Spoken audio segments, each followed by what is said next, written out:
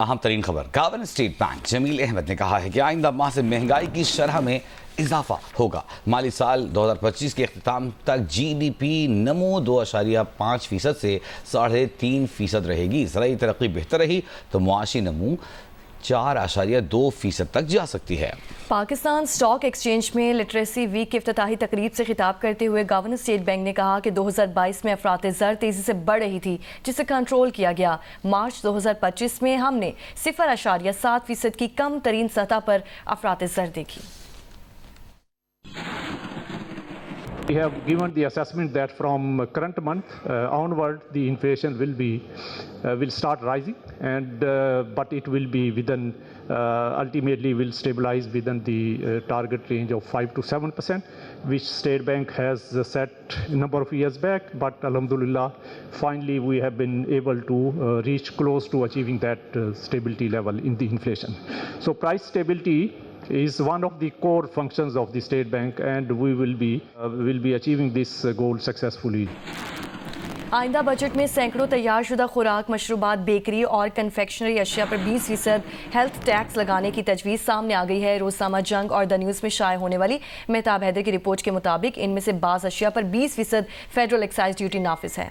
आइंदा बजट में इसे बढ़ाकर 40% करने की तजवीज़ दी गई है। ये भी तजवीज़ है कि गैर सेहत बख्श मसनूआत के इस्तेमाल की हौसला शिकनी के लिए आइंदा चंद साल में टैक्स की शरह बढ़ाकर 50% तक कर दी जाए।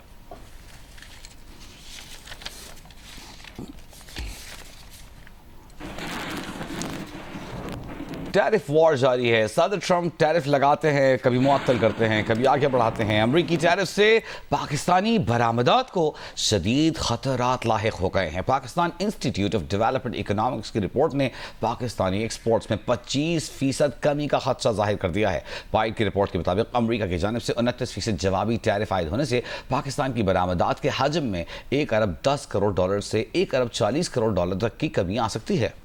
पैदावार मुतासिर होने से 5 लाख मुलाजमतें खत्म हो जाएंगी। सूरत हाल का फ़ायदा भारत और बांग्लादेश उठा सकते हैं। Pakistan institute of development economics के vice chancellor doctor Nadeem Javed का कहना है कि ये सूरत हाल पाकिस्तान के लिए ख़तरा ज़रूर है, लेकिन साथ ही अपनी बरामदी पॉलिसीज़ पर नज़रसानी करने और मुस्तकबिल के लिए बेहतर हिकमत अमली बनाने का मौका भी फराहम करती है।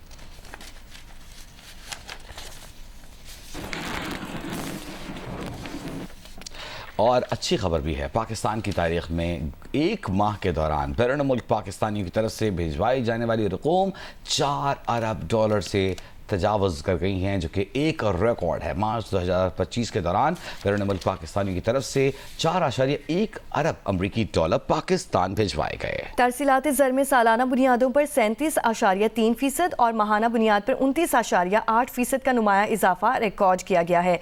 स्टेट बैंक की तरफ से जारी करदा तफसीलात के मुताबिक सबसे ज़्यादा रकूम सऊदी अरब से भिजवाई गई, जो $987.3 मिलियन थी। मुत्तहिदा अरब अमारात से $842.1 मिलियन और बरतानिया से $683.9 मिलियन और अमेरिका से $419.5 मिलियन भिजवाए गए।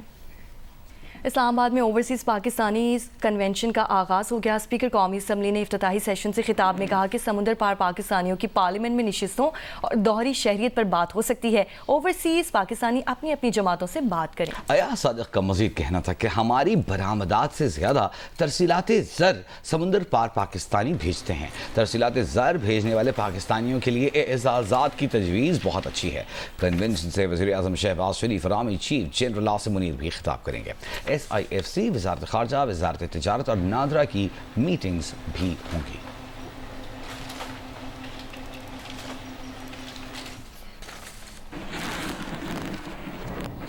वज़ीर दाखिला मोहसिन नकवी से बरतानवी रुकन पार्लियामेंट मोहम्मद अफजल खान ने मुलाकात की है। वज़ीर दाखिला ने लेबर पार्टी के सरकर्दा रुकन और मेंबर पार्लियामेंट अफजल खान को बरतानिया में इलेक्शन जीतने पर मुबारकबाद दी। उन्होंने कहा कि दहशतगर्दी के चैलेंज का कई ममालिक को सामना है। कसीरुल जहती बैनुल-अक़वामी हिकमत अमली तैयार करने का वक्त आ गया है। बरतानिया में पाकिस्तानियों की बहुत बड़ी तादाद आबाद है। कम्युनिटी पाकिस्तान के साथ बरतानवी मईशत की मजबूती के लिए कलीदी किरदार अदा कर रही है। बरतानवी रुकन पार्लियामेंट अफजल खान ने कहा कि दहशतगर्दी के खिलाफ पाकिस्तान की कुर्बानियों को कदर की निगाह से देखते हैं। पाक बरतानिया ताल्लुकात की मजीद बेहतरी के लिए अपना किरदार अदा करते रहेंगे।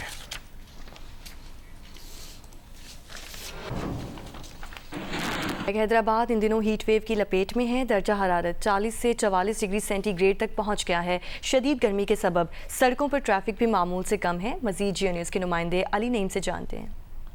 जी बिल्कुल, हैदराबाद इन दिनों शदीद गर्मी की लपेट में है और पारा 43 से 45 डिग्री सेंटीग्रेड को छू रहा है। इस वक्त भी हैदराबाद के अंदर दर्जा हरारत 39 डिग्री सेंटीग्रेड रिकॉर्ड किया गया है महकमा मौसमियात के मुताबिक। और आज ज़्यादा से ज़्यादा दर्जा हरारत 43 से 45 डिग्री सेंटीग्रेड तक पहुँचने का इम्कान जाहिर किया जा रहा है। इसके साथ ही साथ अगर हम हवा में नमी के तनासुब की बात करें तो हवा में नमी का तनासुब 17% है, जबकि हवाएँ जो हैं वो 10 किलोमीटर फ़ी घंटा की रफ्तार से चल रही हैं। तिब्बी माहिरीन है, उनका भी यही कहना है कि लोग बिला ज़रूरत घरों से बाहर ना निकलें। डिप्टी कमिश्नर हैदराबाद की जानिब से भी एक लेटर जारी किया गया है तमाम अस्पतालों को कि हीट वेव के तनाजुर में तमाम ज़रूरी इक़दाम उठाए जाएँ, हीट वेव के जो हैं वो वार्ड बनाए जाएँ ताकि किसी भी किस्म की सूरत हाल से निपटा जा सके। नारवाल में बढ़ती गर्मी, शहरी किस तरह सामना कर रहे हैं, बता रहे हैं मंजूर हुसैन।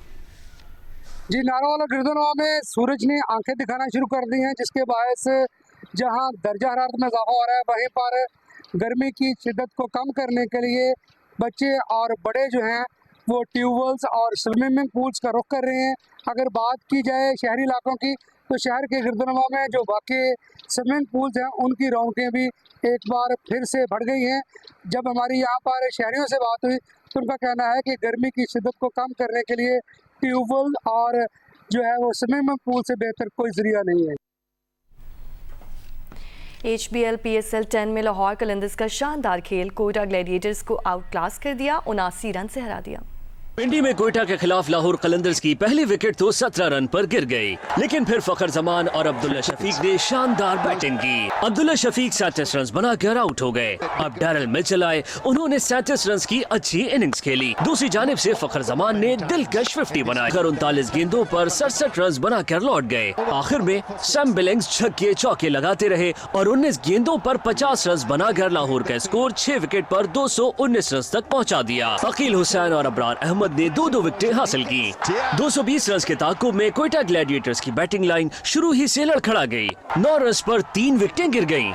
अब कौशल मेंडिस ने 28 और राइली रोसो ने 44 रन बनाए, लेकिन इसके बाद आने वाले खिलाड़ी भी कलंदर्स के बॉलर्स का मुकाबला न कर सके। टीम 16.2 ओवर्स में 140 रन बनाकर आउट हो गई। रिशाद हुसैन ने 3 खिलाड़ियों को आउट किया। शाहीन आफरीदी, आसिफ आफरीदी और सिकंदर रजा ने 2 विकेटें हासिल की। आज इस्लामाबाद यूनाइटेड का मुकाबला पेशावर ज़ल्मी से होगा।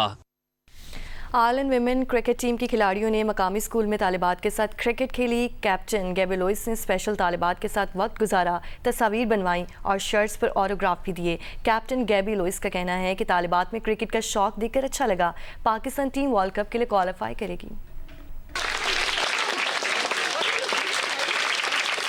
कप्तान गैबी लुइस समेत आयरलैंड विमेन क्रिकेट टीम की 6 खिलाड़ी और ऑफिशियल्स जब मुकामी स्कूल पहुंचे तो तालिबात ने फूलों की पत्तियां निछावर करके उनका इस्तकबाल किया। खिलाड़ियों को गुलदस्ते भी दिए गए।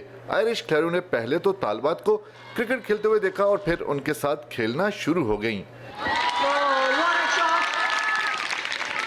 It's brilliant to see the talent that they have here, and you know they love cricket. So it's great to see all the girls just enjoying playing the game, being outside, enjoying each other's company, and yeah, it's brilliant to be here. We're delighted. तालिबात का कहना था कि Ireland women cricketers के साथ खेलकर बहुत अच्छा लगा। उन्होंने हौसला अफजाई की और टिप्स दी। आयरिश टीम का तहे दिल से शुक्रिया अदा करते हैं कि उन्होंने हमें क्रिकेट की तरबियत दी। उन्होंने हमें बहुत सी टिप्स दी कि हम कैसे क्रिकेट खेल सकते हैं और कैसे उसको और ज़्यादा अच्छा बना सकते हैं। हमने आयरलैंड वालों को देखा वो कैसे खेलते हैं, वो बिल्कुल आराम से चलो खेलते हैं, उनको कोई टेंशन नहीं होती। आयरलैंड विमेन क्रिकेट टीम की कप्तान गैबी लुइस स्पेशल तालिबात के दरमियान पहुंच गई। उनके साथ क्रिकेट खेली, तस्वीर बनवाई और शर्ट्स पर ऑटोग्राफ दिए। कैमरामैन मोहम्मद सफदर के साथ सुहेल इमरान, जियो न्यूज़ लाहौर।